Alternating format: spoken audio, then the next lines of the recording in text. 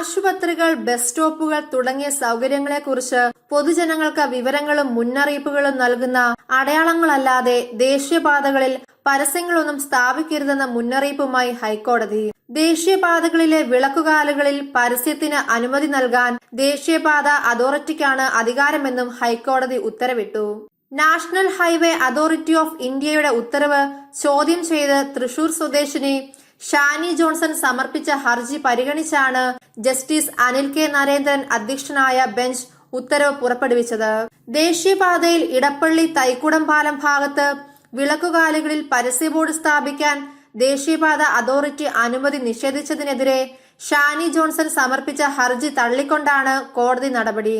ദേശീയപാതയുടെ ഭൂമി കേന്ദ്ര സർക്കാരിൽ നിക്ഷിപ്തമായതിനാൽ സംസ്ഥാനത്തെ ഏതെങ്കിലും കോർപ്പറേഷനോ തദ്ദേശ അധികാരികൾക്കോ ദേശീയപാതകളിലെ വിളക്കുകാലുകളിലും പാതയുടെ അനുബന്ധ സ്ഥലങ്ങളിലും പരസ്യ ബോർഡ് സ്ഥാപിക്കാൻ അനുവാദം നൽകാനാവില്ലെന്ന് ഹൈക്കോടതി വ്യക്തമാക്കി.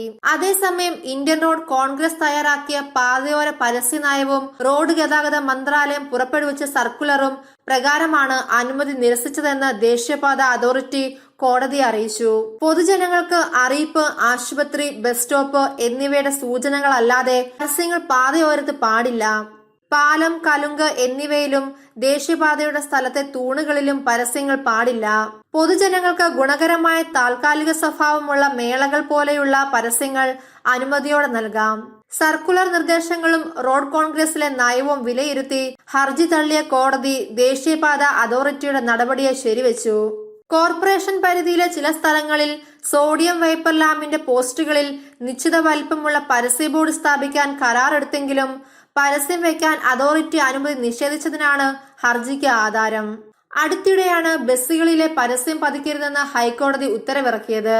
KSRTCയുടേത് ഉൾപ്പെടെയുള്ള വാഹനങ്ങളിൽ പരസ്യങ്ങളും ചിത്രങ്ങളും എഴുത്തുകളും പാടില്ലെന്ന് ഹൈക്കോടതി വ്യക്തമാക്കി. മറ്റു വാഹന ഡ്രൈവർമാരുടെ ശ്രദ്ധ തെറ്റിക്കുന്ന തരത്തിലുള്ള പരസ്യങ്ങൾ പാടില്ലെന്നും പൊതുജന സുരക്ഷ അപകടത്തിലാക്കിക്കൊണ്ട് പരസ്യത്തിലൂടെ അധിക വരുമാനം ഉണ്ടാക്കരുതെന്നും ജസ്റ്റിസ് അനിൽ കെ നരേന്ദ്രൻ അധ്യക്ഷനായ ബെഞ്ച് ഉത്തരവ് പുറപ്പെടുവിച്ചു. ദേശീയപാതയോരങ്ങളിൽ ഇത്തരത്തിൽ ആകർഷകങ്ങളായ പരസ്യങ്ങൾക്ക് നിയന്ത്രണവുമുണ്ട്.